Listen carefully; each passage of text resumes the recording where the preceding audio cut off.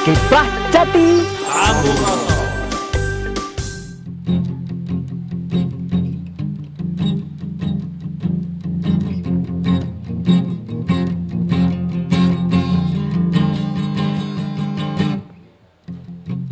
Anak-anak bangsa ini adalah anak-anak sebangsa dan setanah air kita yang berlari menggenggam sepatunya, yang tak menggenggam harapannya, yang menggenggam anak panah tanpa menancapkan di tengah-tengah suara pongah di garis paling ujung sebuah tepi. Kerawanan batin dan jamuan nasi bungkus tanpa kalsium ataupun zat besi. Duhai anak-anak, ini dongeng dari negeri tak berkesudahan sesaknya.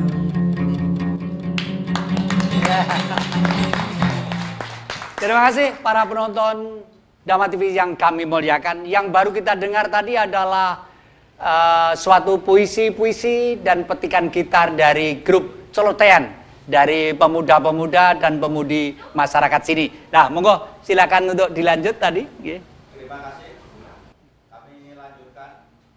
Mengenai situs itu sendiri, itu masih ada kaitannya dengan situs-situs yang ada di sebelah barat Kabupaten Malang, termasuk di Candi Badut sampai ke utara di Singosari.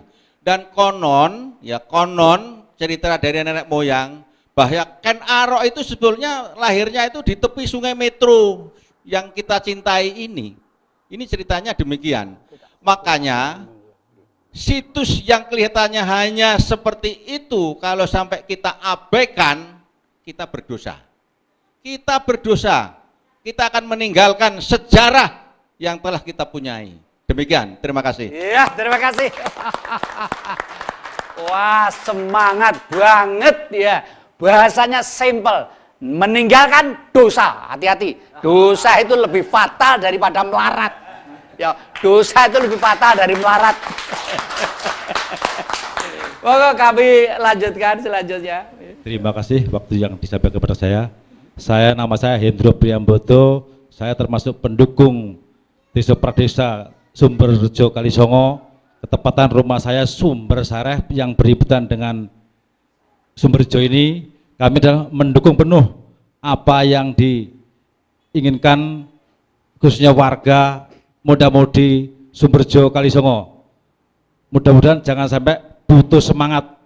Apapun rintangannya, kita tetap maju. Terima kasih. Iya, terima kasih.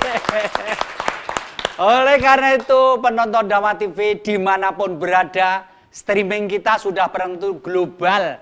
Karena interaksinya ada dari Bismarck, ada Madagaskar, dan lain sebagainya, dari Johor ya. Dan khususnya yang bisa menangkap langsung, biasanya kemarin banyak yang ngeluh dari daerah Mojokerto. Sebenarnya Mojokerto gampang menangkap, cuma mungkin tinggi dan arahnya anten saja yang kurang tepat. Dari daerah Mojokerto, Dama TV juga bisa ditangkap dengan baik sekali. Dan khususnya para turis domestik ataupun mancanegara yang berkunjung ke Kota Malang, mampirlah di Kampung Cempluk ini. Unik sekali, banyak makanan-makanan tradisional, banyak warung-warung klasik yang lidahnya pasti lain untuk menikmati rasanya. Hanya sekian meter saja dari Universitas Merdeka, jadi tinggal melangkah sungai dan jalannya sudah begitu sangat bagus. Nah, Pak Dwi, semangat dari masyarakat sini yang akan bedah kerawang situs leluhur, termasuk yang terkait di sebelah jenengan ini. Kalau saya lihat benar orang barat, ternyata situs Nabi Sulaiman dari kata-kata Solomo, dari kata-kata Sailendra. Dan kalau melihat ini tahun berapa, ini situs apa, kelihatan sudah begitu sangat ilmiah, rasional, dan berpengetahuan tinggi. Tolong jenengan sedikit singgung ini. Ya, baik Pak Jati. Apa yang kita jumpai sekarang di Punden Kalisongo itu adalah jejak yang tertinggal. Hanya beberapa buah arca. Yang kita kenali adalah arca Nandi, kemudian Yoni yang mestinya jika lengkap ada lingganya, tetapi sayang lingganya juga sudah hilang. Kemudian ada semacam yoni yang mungkin untuk tempat menancapkan apa yang disebut dengan batu sima. Nah, bentuknya silindris. Nah, jika betul itu adalah batu sima, artinya desa ini, desa Kalisongo ini pada masa lalu pernah berstatus sebagai desa perdikan. Tidak semua desa mampu menyandang predikat sebagai desa perdikan kecuali desa yang terbilang maju pada zamannya. Nah, kemudian di samping itu kita juga menjumpai adanya petunjuk angka tahun, kemudian semacam pilar. Nah, jika situs itu lengkap, mestinya ada satu bangunan candi, Pak Jati, di desa ini. Karena arca-arca yang saya sebut, seperti misalnya arca Nandi, biasanya arca Nandi itu ditempatkan pada candi kecil, istilahnya candi perwara, yang letaknya di depan candi induk. Dengan demikian, minimal di desa ini ada 2 candi, Pak. Ada candi induk, kemudian selain itu ada candi perwara untuk menempatkan arca Nandi. Nah, pada candi induk itu mestinya terdapat arca atau simbol yang berhubungan dengan Dewa Siwa. Karena itu tinggalan yang berupa yoni yang mestinya jika lengkap itu ada lingga, itu ditempatkan di candi induk. Nah, ditempatkan di candi induk. Nah, jika lengkap candinya kurang lebih seperti ini. Jadi ada bagian-bagian yaitu yang disebut dengan batur, kaki, tubuh, atap, dan kemuncak. Nah, bagian-bagian ini mungkin dugaan saya untuk batur dan kakinya masih berada di bawah permukaan tanah karena kita belum pernah mencoba untuk melakukan ekskavasi atau penggalian. Tetapi dengan adanya tinggalan-tinggalan ikonografis yang berupa arca-arca itu menjadi petunjuk kepada kita bahwa pada masa lalu, kalau perkiraan saya itu dari masa kerajaan Kadiri akhir, di desa ini yang dulu bernama Desa Palakan, yang merupakan salah satu desa yang disebut dalam prasasti Ukir Negara, yaitu prasasti yang berangkat tahun 1120 atau 1138 Masehi, ya, 1120 Saka atau 1198 Masehi. Ini menyebut tentang adanya desa-desa di sebelah timur Gunung Kawi. Nah, desa ini berada di sebelah timur Gunung Kawi. Di antara 35 desa yang disebut dalam prasasti Ukir Negara itu disebut desa Palakan. Nah, Palakan itu kata dasarnya adalah la, yang dalam bahasa Jawa Baru menjadi lo. Nah, yang menarik di desa ini, di desa Kalisongo itu ada salah satu dukuh yang memiliki unsur nama lo, ya, yaitu ada Lo Andeng Lor dan Lo Andeng Kidul. Kemudian juga ada dusun yang memiliki unsur nama Lowo, yaitu Lowo apa? Yang di desa ini Lowo Andeng. Nah, jadi Lo dan Lowo, jadi Lo itu adalah kependekan dari kata Lowo. Nah, dengan demikian ada kemungkinan bahwa desa ini semula bernama Palakan, yaitu desa yang disebutkan dalam prasasti tahun 1198. Ini pada masa akhir Kediri menjelang Tumapel, ya, menjelang lahirnya kerajaan Tumapel atau Singasari.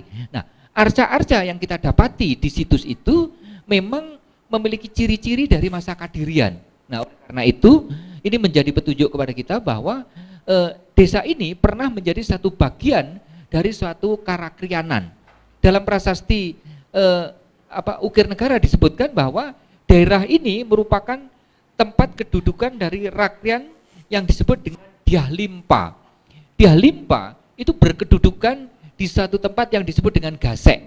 Yang menarik perhatian kita, Gasek itu merupakan nama dusun yang ada di desa Karangbesuki yang hanya berjarak beberapa kurang lebih 1 kilo sampai jauh-jauhnya 2 kilo dari desa ini. Nah, oleh karena itu pada masa lalu desa ini merupakan bagian dari kerajaan yang kita sebut sebagai kerajaan Kanjuruhan atau Karakrianan Kanjuruhan. Oleh karena itu dapat dipahami jika di seberang Kali Metro kita juga menjumpai satu dusun yang bernama Juwet Kejuron.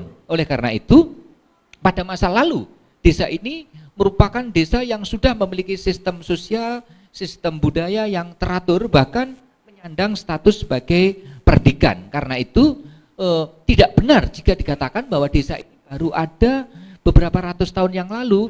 Yang Bedah Kerawang tentunya bukan Buyut Kio, tetapi Buyut Kio itu adalah pengembang yang memajukan desa ini pada masa perkembangan Islam, tetapi cikal bakalnya sebenarnya sudah ada sejak masa Hindu Buddha, setidak-tidaknya sejak abad ke-12 Masehi. Ya, terima kasih.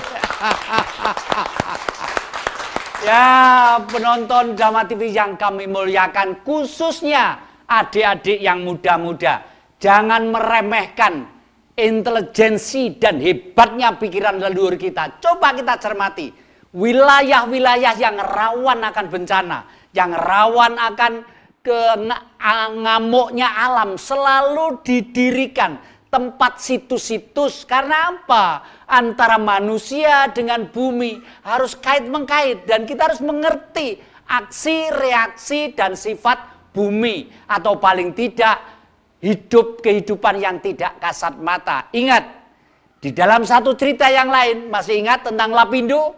Dulu konon katanya ada satu tempat situs yang karena kepentingan otak mau mengeksploiter wilayah itu, sehingga situs itu dianggap peninggalan yang tidak ada artinya. Apa jadinya? Yang kita lihat sekarang, mumpung nasi belum menjadi bubur, marilah kita kembali ke kearifan lokal leluhur kita. Bahkan negeri kita ini tidak selamat oleh kekuatan politik apapun, agama apapun, tetapi negeri ini selamat karena budaya dan kearifan lokal yang masih mendarah daging di tubuh bangsa negeri ini.